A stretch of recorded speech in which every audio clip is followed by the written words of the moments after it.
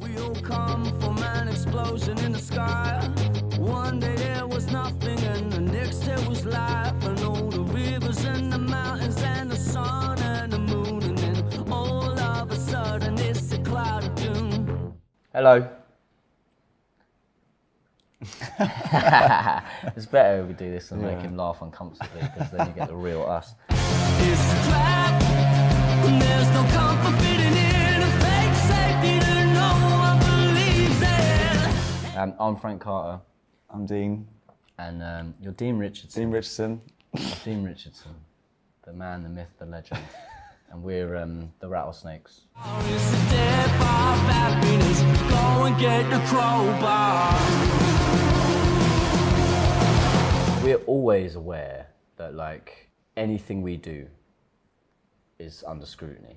Like every gig we play, every press we do, like the way we dress, the way, you know, the way our shows go, our behavior before gigs, our behavior after gigs, everyone we meet, like, is attached to Rattlesnakes now. And so when everything you do can have an effect, like you may as well be pursuing the right things, healthy choices, you know? And for us, it seemed like a no-brainer, didn't it? Just to start talking about the things that were actively affecting us every single day. And like, I've had a really hard couple of years. I'm not the only person. Like, I'm certainly not the last. So naturally, that's what my writing became about for the album. And for me, like, usually it develops in two ways. Like, I'll find sort of a theme and I'll try and pursue it as honestly as I can. But I'll often hide it in as much metaphor as is possible, because I'm usually too scared to kind of face it. This time round, the reality was I had to just hit it head on. I had to be as honest and open as I can. And so that meant the minute you start singing songs called Anxiety about the exact way it feels when you wake up in the morning and you can't look at yourself, you then immediately have a responsibility to everyone else to explain that and to not shy away from the platform that you're building, because you know there's strength in finding the fact that I was able to find those words before anyone else, and there's responsibility to be able to talk about it in an eloquent way. You know, we're not ignorant, we're not stupid people. There's an enormous amount of intelligence behind everything we do. So I think the Better Place for You and Me, the sort of campaign, it came about because someone was talking about a video, weren't they? Yeah, and I think we just sort of realised that if the song's about something that's really serious and affects a lot of people, it felt like the least appropriate thing to just go and play in a warehouse and play the song. It was like, it was more, that would be just ticking a box, and I think we've always tried with every opportunity to like push the boundaries of what we can do. So Better Place came from the idea of how can we kind of build something around the song Anxiety that actually will do something to put those lyrics like further into people's minds and just help people more than if we just ticked a box and put a video out. So sing this song with me, raise your hands, step your feet. It's been really amazing. Like we're hoping it's something that exists long after the song has come and gone, and it's kind of an ongoing thing we want to put effort into. Yeah, every song has its own legacy, you know? Like the minute it's out forever and ever, and it can do nothing or it can do great things, or in 12 years it can do amazing things, you know? It all depends on like when it strikes at the right time. And but we were also aware that, just funnily enough, like the way the lyrics were written after the fact, when we were talking about shooting a video, it made sense to utilize social media, which is a great source of anxiety for me and a lot of people, and use that as a tool for good rather than a tool for fear, and try and turn it on its head. So the idea behind the campaign is one that we disassemble the word anxiety, you know, and we create a place, a physical space in the digital realm. Some blurry lines. Yeah, no, yeah, there are, yeah. Where people can go and share their victories over anxiety, the things they do to counteract that headspace. We thought it was really important to give people a space to share that and to celebrate it. and to help each other. And a place where hopefully in 10 years, the word anxiety won't even be in any of those posts, but everyone will know. If you go to hashtag a better place for you and me, every single person there suffers from anxiety, but they're all happy. They're all happy and they're all talking about positive things and they're all expressing positive moments of their life, which when you have anxiety, that is coming from your shadow self. That's the dark part of you, yeah? And there's two ways that this is problematic. Most people that have a strong shadow self, they feel comfort in it. So they don't want to talk to anybody because actually it's better to be down and sad and sorry for myself, you know? The other side of it is there's a more toxic side where, yes, we have to talk about it, but social media has provided a platform completely... unregulated. Bam, got it. This is why we're best friends. It's entirely unregulated, and what happens there is you find a lot of people post about their negative experiences, which not only perpetuates, but it compounds and it calcifies that toxic self, the shadow self, you know? So what happens then is people actually, they become attached to that because their anxiety validates them, because they get the most success from their posts when they're sad. And how tragic is that? It's heartbreaking that people, young people specifically, can learn quite early that they get recognition and validation from promoting and perpetuating the really negative aspects of their mental health. And what we wanted to do was try and counteract that, because I don't think anybody is. I don't think anybody is really paying attention on a level to the younger generations. Everyone's shocked when a young person kills themselves, you know? Everyone's saddened by that, and everyone wants to know what they could do better, but they're not actually ever looking at it on the same level as their children or as young adults or as teens, and they're never looking at the pressure that's there. So we wanted to alleviate all of that. We're not therapists. We can't, I don't believe either of us have the answer. We just wrote a song that was honest, which is what I've been doing for 15 years.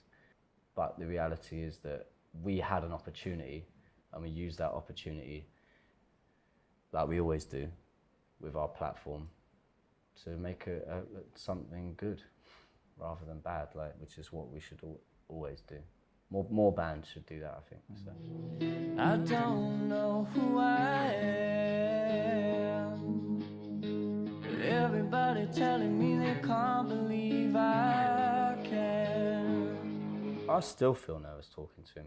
I do, and it's funny because he's the only, he knows me better than anyone in the world. And I know you feel the same. It took me longer to start talking to you than it did you. Yeah, you definitely talked to me first, and I think I've definitely learned from you coming to me and me being able to help you a bit to do more of that myself. I think often it can be the quietest people that seem the most together. That's just not the same. But yeah, no, I think pretty much every time I make an album, it just fast tracks the emotional thing, because especially with your lyrics, you just delve into these problems rather than shutting them away, which is, I guess, part of the process. But naturally, I'm the one sitting next to you when you're crying deep in the trenches, in the middle of a song, kind of processing that stuff. So I think one of the hardest things is to talk to people. It's so difficult to say, mate, I don't feel okay, I'm sad. I don't know why, I'm down, I'm blue, I'm fucking angry.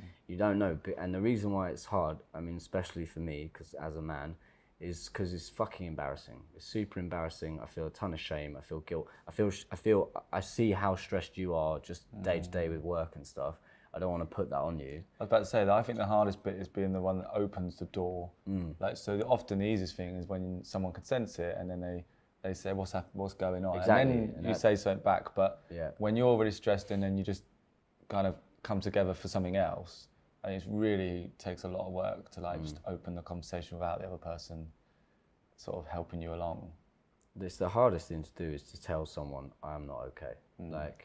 We sing about it all the time, you know. I'm sure there are kids at home right now playing anxiety at full volume because they can't talk to their parents. Do you know what I mean? And they want their parents to listen and go, hang on, are you all right? You know? I think people who have just a nice job and earn a good wage will still say, well, there's people in other countries that don't have this.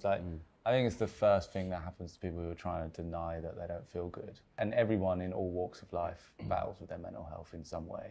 I did a post on for the A Better Place campaign when we started that, and just said like, I can't even remember what I said I was doing, but I just said what I do when I feel anxious. And I got a really insane reaction, loads of DMs of people worried about me. And I was actually having quite a good day, but what I realised was like, everyone assumed that I just dealt with no problems, except for close people around me that I'd talk to directly.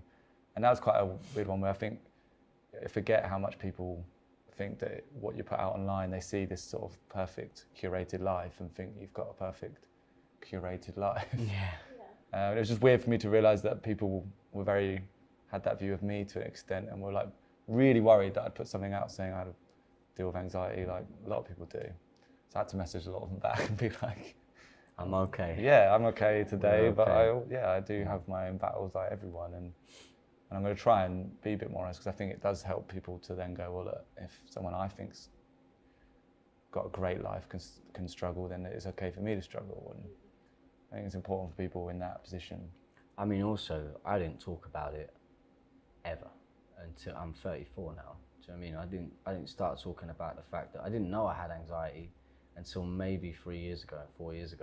I just thought I was perpetually sick, genuinely. I thought I had like a problem with my stomach, a problem with my head.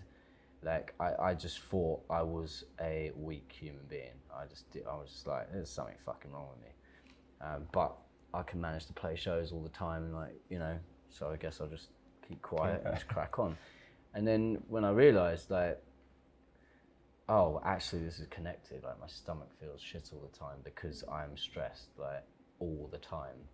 Then I started just like doing more exercise and changing the way I ate, and immediately, like, I started feeling better, and you start reclaiming, like, you know, your sense of self. And I think that's why it's so important for us to talk now, to make young people aware that that is probably what you're feeling, like, so they can be prepared to talk about it earlier. Because imagine if I'd been talking about this when I was 14, when I was 18, when I was 21, I would probably still have anxiety now, but I would have had 10 good years. Yeah. Do you know what I mean? Like, rather than the past 2 years that have been like really up and down, but I've been seeing a genuine like reclamation of my life in the past 6 months. Like, you've seen it. Like, I am happier and healthier than I've ever been. I'm in the best shape of my life, like giving the best performances of my life, really engaged with our fans, with my family, with my friends. Yeah, rebirth, it's amazing. And that only came because I was able to figure out that, yeah, I was not okay. Yeah. I get it from him, because he just is a machine. He just is like, every single day, I'm like, I wake up and his bunk is just open, and I'm like, God damn it. Like, where are you? Like, you know, like, and I know he's at the gym. I think I've always known that, like, how I treat my body can really help me in my like mind. I'm trying to like find the things that work for me, that reset me, and then just obsessively do them, not worry about doing it too much. I'm just like, because people say like, oh, I don't know if should you go to the gym every day? And I'm like, if it makes me feel great, yeah. Why not? Like, when I write, I definitively do not feel my best self. Like, it can be really difficult for me lyrically, because it's supposed to be mining the abyss of like all your deepest, darkest fear and insecurity, and trying to be as honest with yourself as you can to try and reconcile some of the pain that you've caused other people as well. But on stage, I am an entirely different person. Like, and it used to be that I would just be racked with anxiety right up to I would just be in the toilet, like literally 10 minutes before we left to go on stage, and just because I didn't know what to do with it. And then the minute I put a foot on the stage, I'm like transformed into a different person, and then I'm like okay for the rest of the day. Problem is, the rest of the day is like 4 hours long. Do you know what I mean? So it's all over. I've seen a massive change in you as well on stage. Like, you're really like, we come from a world of chaotic music. For a long time, I never felt good at anything in music, even though I was doing loads of it. And I still have loads of like insecurities in recording music, and anywhere where the specific technical playing is what I feel like is being judged. Doubt creeps in, and you're worried about, you get nervous, don't you, about being judged, about the judgment of And I used to worry about that with performance. Like, I used to stress all the time that I wasn't as good a singer as someone else. I know I'm not, like, but the fact of the matter is, like, I pour my heart and soul into the performance. Whether it's in pitch or not, I couldn't care less. Like, it's not supposed to be perfect. It's supposed to be real. I'm definitely a different person on stage now. I'm all parts, you know. I'm angry when it's needed, like, but this comes back to this quarrel that I've been having with myself for a long time. Just trying to gain wholeness, you know, trying to regain wholeness. Like, we're all born with it, like, and then slowly through your life it gets dismantled away from you, and it's what we're all. I think that's the ultimate quest in life, is for us just to feel whole in ourselves, not whole via someone else or via an object or via a career, or, you know, like, nothing will ever make you feel whole but you. And so yeah, I think for me particularly, like, when I walk out on stage now, it's like the first place that I'm beginning to feel whole again, you know?